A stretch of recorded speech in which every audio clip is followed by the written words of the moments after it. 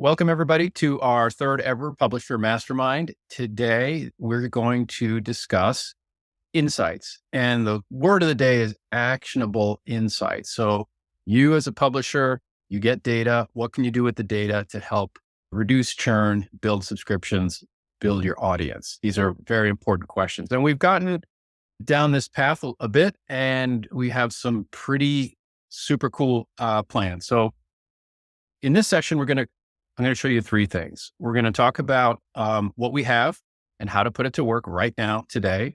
We're going to give you a sneak preview of what we're actually building, what Jeremy's building right now.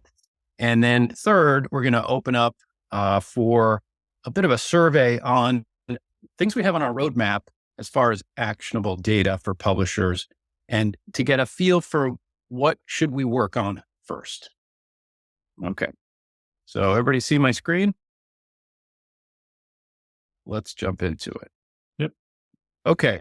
Just a little backstory.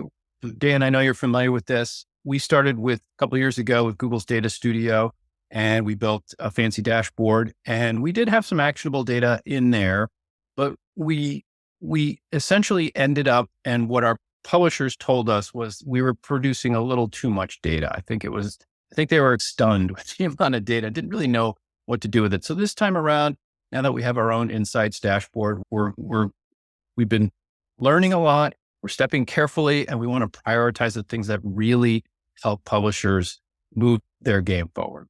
The other thing, of course, is Google decided to cancel Google Analytics, which blew out some of the data anyway. So that's a whole other story.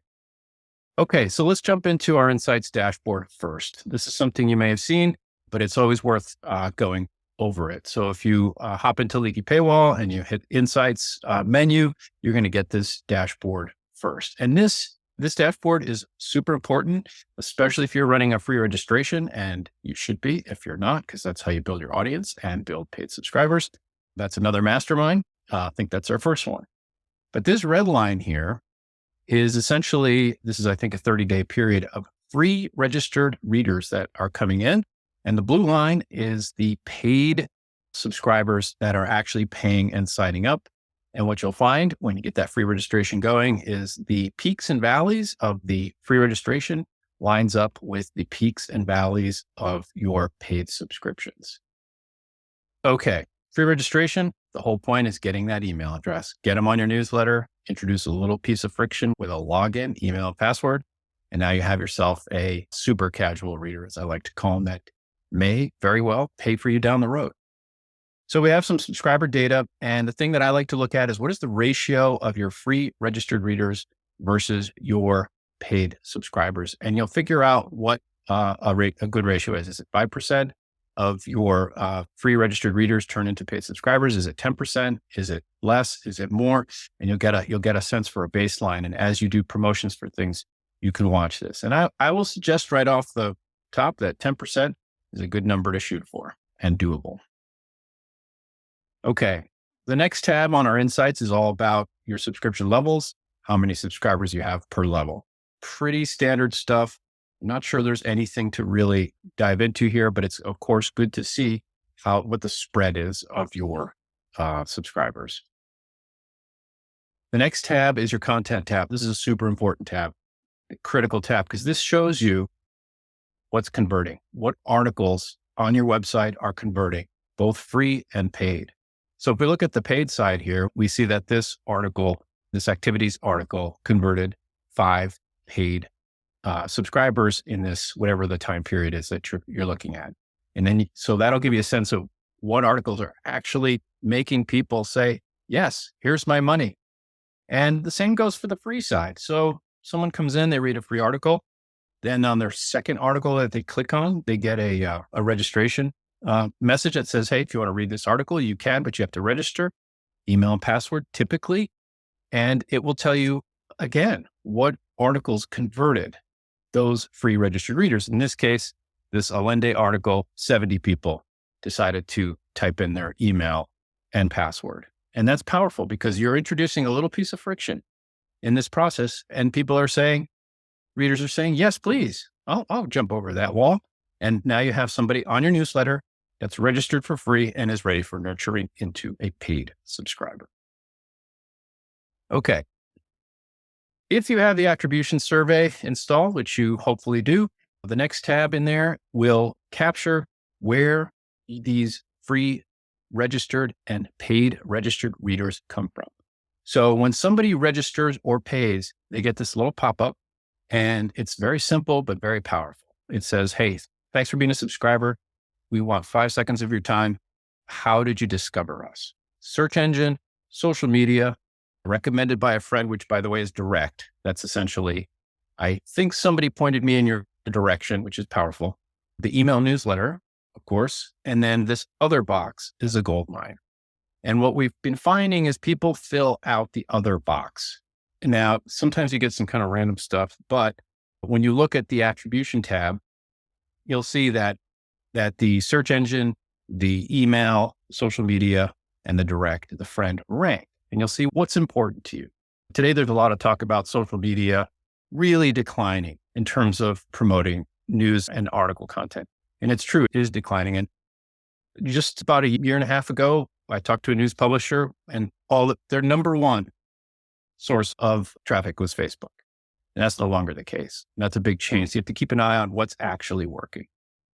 And then if you look at the other field, and I've blacked this stuff out, but you can see that in this case, Pinterest sends some readers to the site. Maybe there are some organizations, other publications or blogs or whatnot that are sending people to your site. And the goal here is what I would do is take a look through this maybe once a month and see where people are coming from. Maybe there's an organization you can reach out to and say, hey, we're getting some subscribers from you guys. People are actually registering on the site. Would you like to sponsor something? That could be one way to address it. Or you could flip it and say, look, we're interested in maybe putting up some advertising on your website or writing a guest post on your blog. So this is going to be essentially your guide to where people are coming from. And the best thing about this survey is that people are telling you directly. You're not reliant on technology to figure out where somebody came from, because it can be misleading with bots. And maybe they really found out about you originally at a trade show, but they happen to Google you and then bring you up. But they're telling you the trade show instead of the data saying Google. So this is really valuable data. Okay. So that's what we have going for Insights now. What's next? So Jeremy promised, I think, to provide a little sneak peek at what we're doing. We're building a dashboard. And Jeremy, I'll let you share your screen. Are you ready for me? You're muted, just in case you. Yep. Give me just a minute. Yep. Okay, cool. Just let me know when you're ready. And so we're building our own dashboard carefully. What we're doing is we're plumbing the data in to plumbing all the Leaky Paywall data into our new dashboard. And what are we doing? We're tracking a few things here. Let me go and pop this up for you guys. So our approach here is to create a very subscriber-centric view. And that subscriber could be a free registered reader or a paid subscriber. And what we're doing primarily is tracking subscriber events. What are subscribers actually doing on your website, and how did they get there? What did they click on? And so then we're going to empower you guys to create segments based on the data that you want, which we'll talk about in a little bit, and be able to send that segment to your email marketing service so that you can then push out a very hyper-targeted message or promotion or whatever it is to a very specific niche, as you said, Dan, there. And at some point we're looking at possibly emailing directly from our app. Okay. So Jeremy, whenever you're ready, stop sharing and go for it. All right.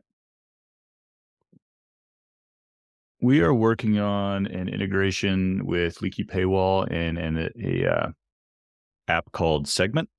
And what that does is it allows you to send in events from your website.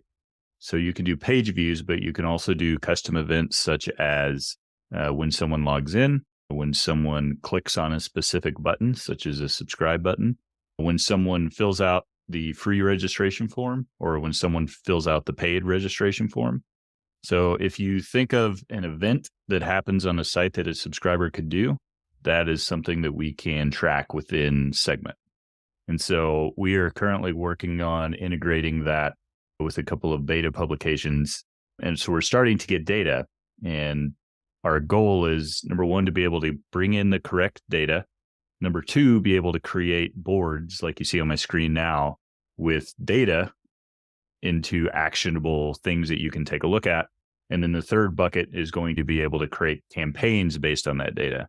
So for example, if you're doing your free and your paid subscribers, you can say, take any free subscribers who haven't converted to paid yet in the last 30 days, and let's send them a campaign. So those type of actions are things that we're working for to be able to let you guys do. So if you take a look here, this is a app called Mixpanel. And so with Segment, you can take in your events and you can send them out to what they call destinations. And so there's lots of different destinations. You can do things like MailChimp, as Pete said, but you can also do things like analytics dashboards like Mixpanel. And they have over 450 integrations, but those are the two that we're focusing on at the moment. And so as you can see here, we can see active users on the website. You can see by city, by country as they come in. But the real power here is you can easily create your own metrics. And so what we're doing is we're going through and creating metrics that are very specific to Leaky Paywall and to publishing. So for example, we have one here where you can create a funnel, and we can create a funnel based on a subscriber being created. So think free registration, and then a subscriber being updated. So think someone going from free to paid. And then so with that, those events being tracked by Segment, we can then create conversion funnels so we can see exactly how many subscribers are created, and then how many of those that were created, how many update into a paid level. And so it's really powerful, the things that you can build and be able to see. And then obviously the longer time periods that you have, the more you'll be able to see trends in that data. But there's a lot of, I would say, almost infinite possibilities of things that you can build based on events, being able to filter on certain criteria within those events. So it's really pretty exciting, the things that we're going to be able to allow our publishers to be able to see with this new way that we're tracking data.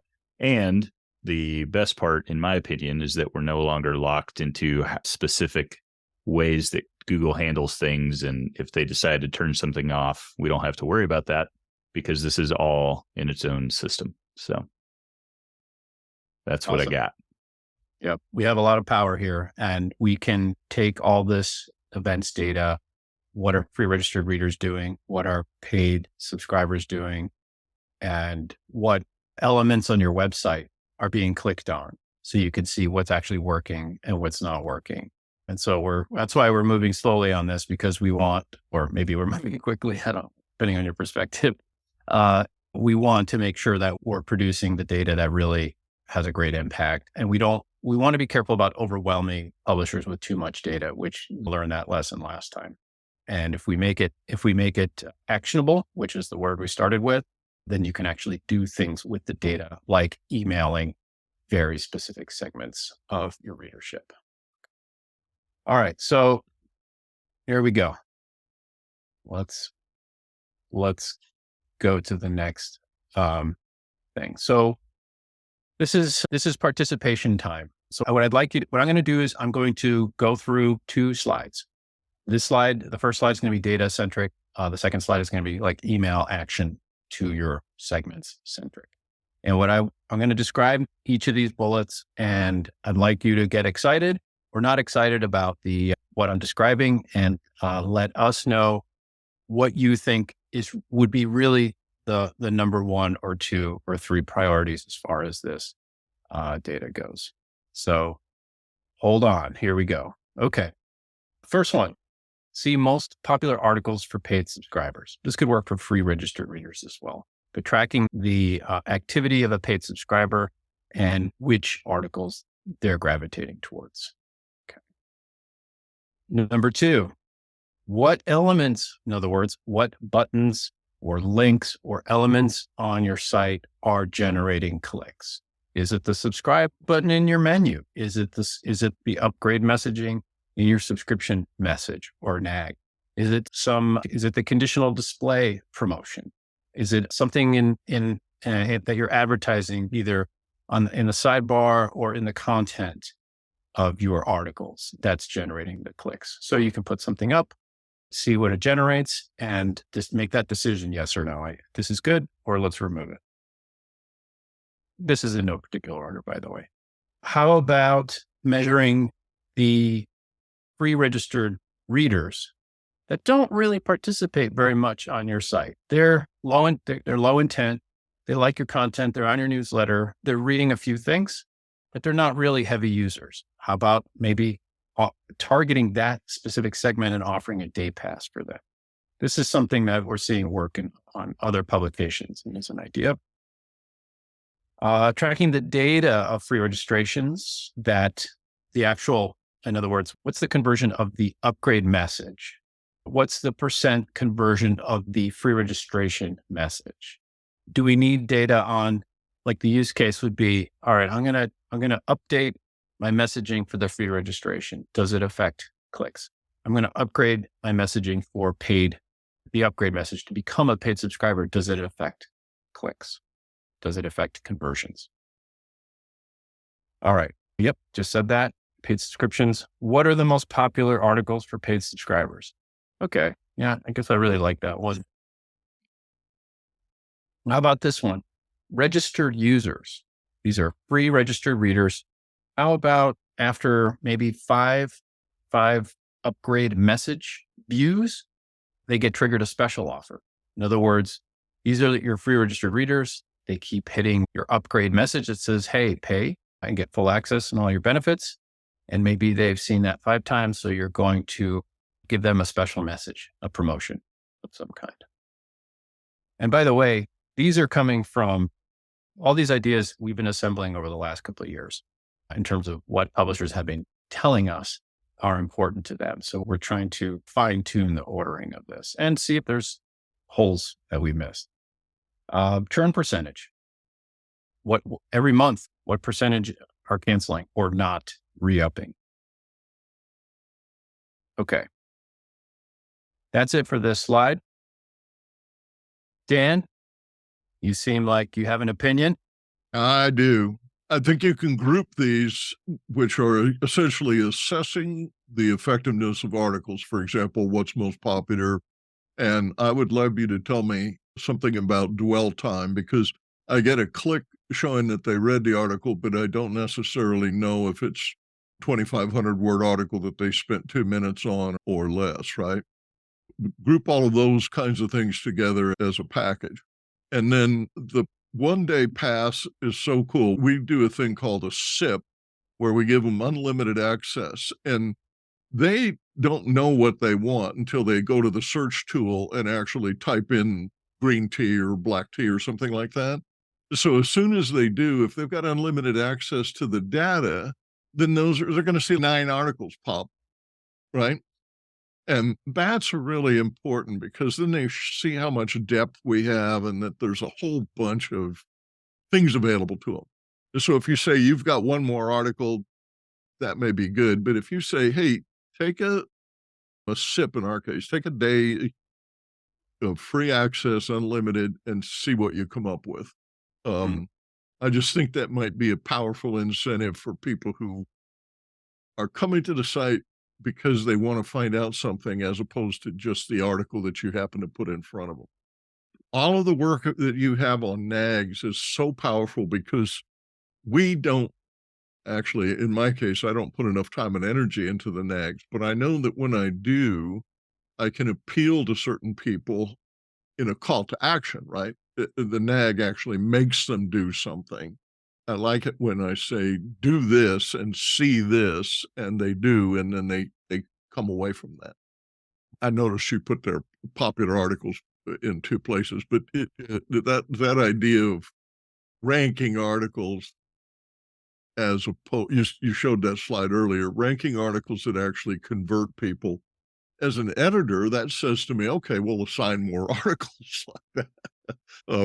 well, why don't I put up 6 or 8 of those? Something else it did for me, I went back and picked some of the highest performing articles over the last 7 years, and I rewrote them and put fresh leads on top of them and looked at them as 7 years have passed. And you know what? They are still at the top of the Google search engine. And now they've got a date that's 7 years younger than it was before. And I didn't change the URL or anything. So essentially what we've done is we've just added value to a login or whatever to a URL that existed before. I didn't test it, but I think if I sent those out in a drip, that I would actually get an overwhelming bunch of readers again, principally because it's exactly the same topic, which is what herbal teas will hurt you. And I've always noticed as a newsman that when you say what will hurt you or how many people got shot yesterday, you get a lot of attention. And in this particular case, it's got like 14 source links in it. It's a really good article for understanding that particular problem. So this is great stuff. I think that of all of the things that I would say that appeal to me most right this minute and is innovative is the day pass as opposed to one more article. Yep. Yeah. You could test that on your first stop, the free registration or the day pass. You could also test it on your upgrade message as well. So you could subscribe for full access or just pay for 1 day. Yeah. And you know what I would do at number 7 is after a few times, I would give them a significant discount because in most instances, they're coming back. So they must be interested in the content. I've got them almost hooked because they're coming back to look at the content 5 times, but I need to hook them. And so I would say that's an ideal time to pop out there. I noticed that The Guardian lets me buy their magazine, their newspaper for a penny a day if I've triggered it enough. So the first offer isn't a penny a day, but after I've clicked it for 5 days or 10 days in a row or whatever, then I suddenly see a message saying you should subscribe for this significantly lower amount. Washington Post does the same thing. And I think what they're doing is they're recognizing that they can't get them. Nobody gets them at full price. They can't get them at half price, but maybe, 70% off or some magic number becomes what it takes to get them aboard. Yeah, the right offer at the right time. And Dan, thanks for bringing up the SEO tactic of looking at old articles that are popular and then refreshing those articles and reposting them as new articles. That is a super thing, especially if you're publishing long form content as a magazine publisher. And if that article is what's converting people, that's exactly what you want to do. You want to pump that article up and refresh it because it's also a proven converter. So it's not just popular, it's actually making you money. And I'm all for that. But churn is hard to understand for most publishers, me included. I'm almost thinking that you guys need to think about how to make churn just digestible in a quick glance. When I go on Stripe, I see churn and I look at it and I can't quite figure out what I need to do to reduce churn. They have 3 little charts about churn at the bottom. So it's probably information overkill. But what I would want to do is just say, okay, my churn is too high or too high relative. I don't have the context. I understand what churn is. I don't have the context. Yeah. Churn is either I am canceling or my card messed up and expired or whatever. I don't have funds. And so that can't. And all of those things can make you feel bad. And then you realize that there was some relatively innocuous problem. When I see a credit card problem, we go into Stripe every couple of days. We send them a personal note. We just say, hey, we noticed this. And if you want to cancel, that's great. Here's how you do that, or we'll do it for you.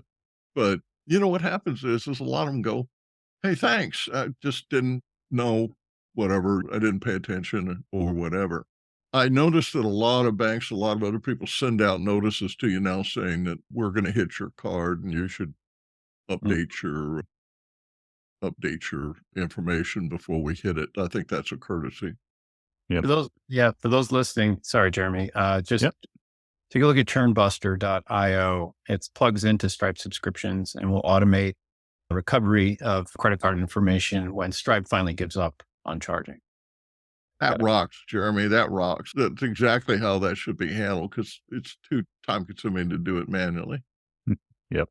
Yeah. And another thing we've added recently with our recurring payments extension is when someone tries to or wants to cancel from their account page, when they click on it, it opens a modal now that you can ask, can you tell us a reason why you would like to cancel? And if it's an optional field, but if they do fill that out, then that's then stored on their user profile. So if you see that someone is canceled, you can start to maybe see a trend on why and then make some adjustments based on that data. I've noticed something this year. 100% of my readers and subscribers in Russia were canceled because of the sanctions. And they wouldn't process their credit cards, and they couldn't find another way to read our magazine because you can't send me the cash and expect it to work. It's just interesting how that worked. Because I don't think they were trying to kill Ukrainians, I told them we'll do a workaround here. But it's interesting that oddball stuff, both in Iran and in Russia, prevents anybody from reading my magazine who's a paid subscriber. If they're a free subscriber, it worked great. So don't pay for the magazine if you're in Russia or Ukraine or in Iran. More tragedy. Oh my God. All right. So let's move on to the last slide here. And this one is going to be more email focused. So I want you to put on your imagination hat in terms of how you'd like to connect with your segments of your free registered readers and subscribers that we're tracking for you. First one, it would be a 1-question pop-up survey for logged in readers. It could be anything that you want to ask the readership, and the ability, and then that information let's say it's multiple choice, and then that information gets appended to the subscriber, and you can email let's say the segment that chooses whatever the answer to B is on multiple choice, a message or a promotion. So this is something that's actually been on the radar for quite some time, but being able to survey your readership and then also be able to email that sort of micro segment of readership. Okay, that's one.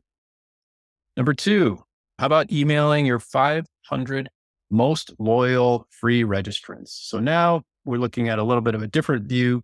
We have a group of free registrations and they are active, and you set a threshold for, let's say, how many articles they're viewing or trying to view in a month, right? And if let's say 500 of those free registrants go above that threshold, you can capture that segment and then email them a promotion, likely.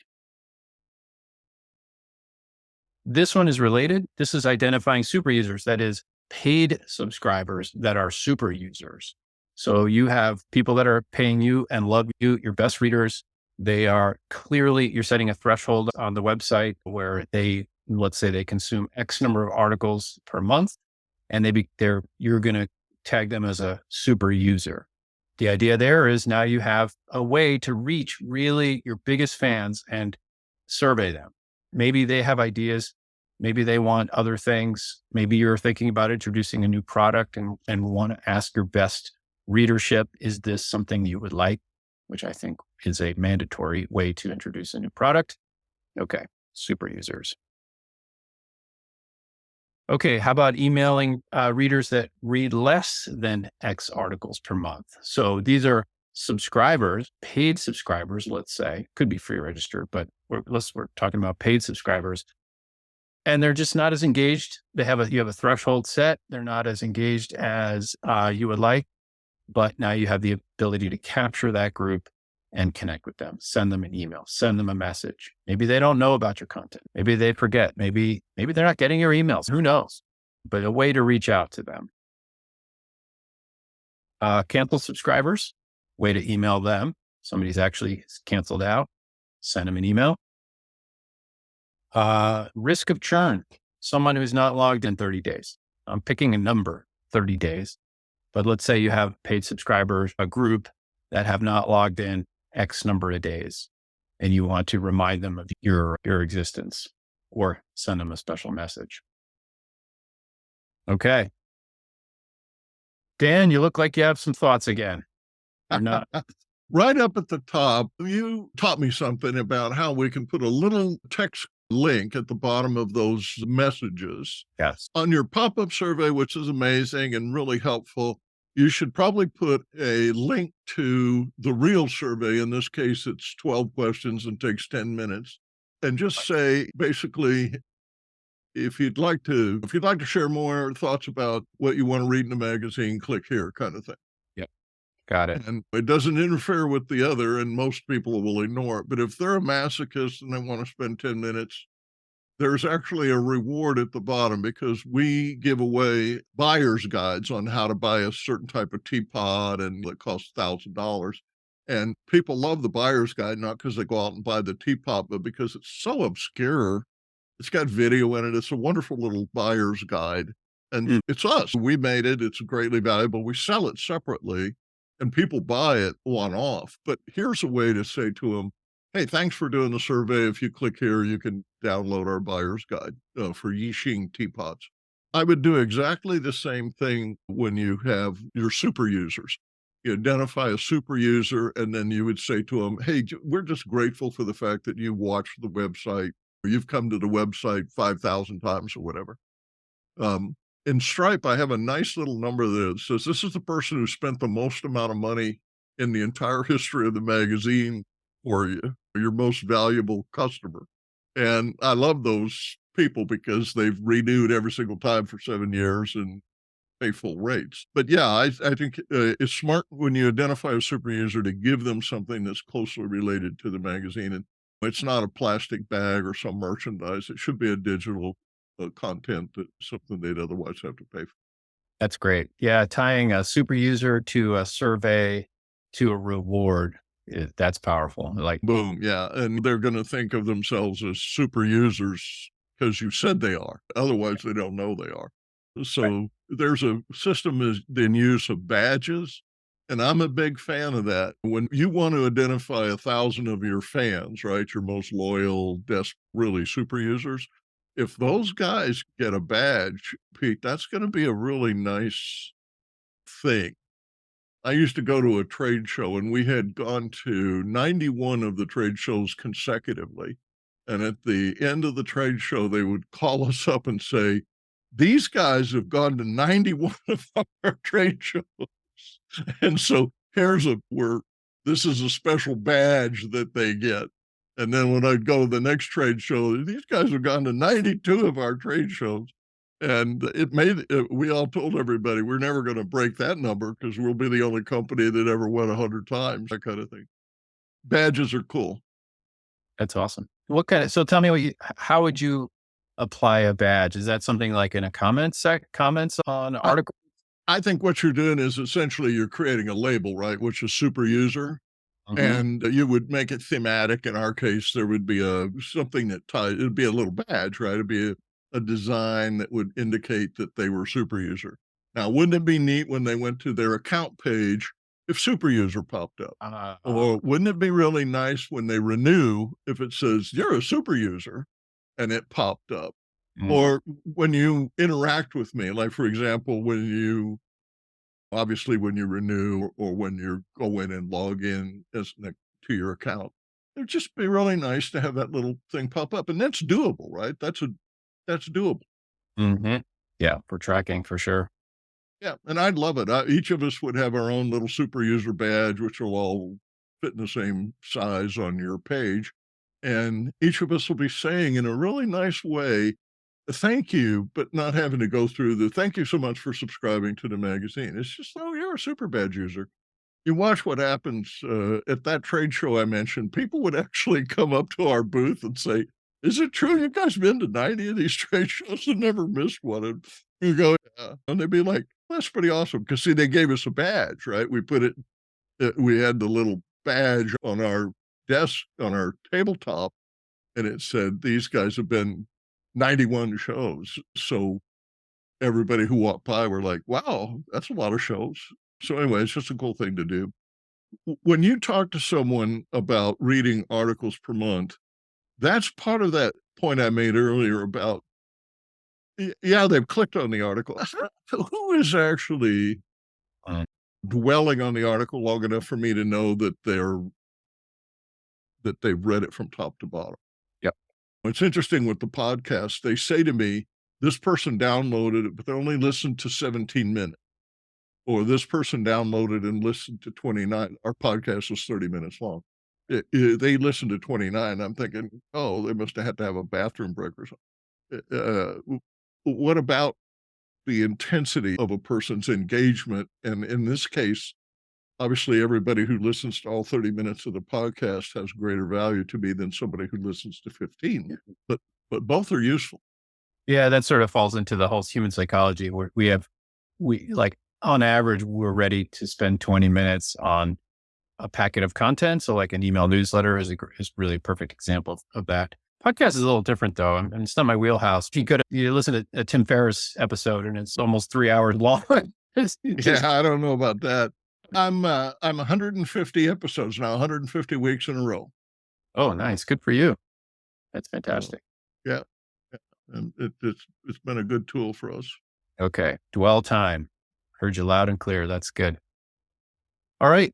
This wraps up our Publisher Mastermind for today. Next month next month is December. This may be a December, this may be a January. Stay tuned, but we're going to discuss new products that you can add to your publication. And we'll dive into the rabbit hole of things that publishers are doing to generate additional revenue. Thanks for coming, and we'll see you guys next time.